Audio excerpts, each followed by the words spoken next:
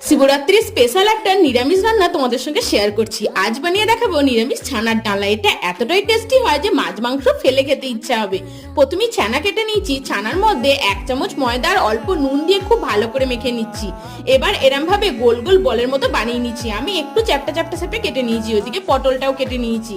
এবার কড়াইয়ের মধ্যে সাদা তেল গরম করে ছানার কোপ্তাগুলো লাল লাল করে ভেজে তুলে নিলাম। ওই তেলের মধ্যে নুন দিয়ে পটলগুলোকে ভেজে নিচ্ছি। পটলগুলো হালকা ভেজে নেওয়ার পর তেলের মধ্যে 1 চামচ সরষের তেল অ্যাড করে দিলাম। তারপর হলুদ দিয়ে আলুগুলোকে ভেজে তুলে নিলাম।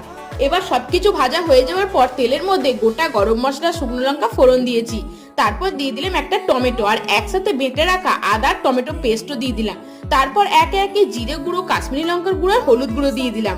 এবার মশলা কষানো হয়ে গেলে আলু দিয়ে একটু কষিয়ে গরম জল দিয়ে দিলাম। 3-4টে চেরা কাঁচা লঙ্কা দিয়ে দিলাম। আলু সেদ্ধ হয়ে গেলে পটল আর ভেজে রাখা ছানার কোপ্তাগুলো দিয়ে নামানোর শেষে অল্প একটু ঘি দিয়ে পরিবেশন করলাম।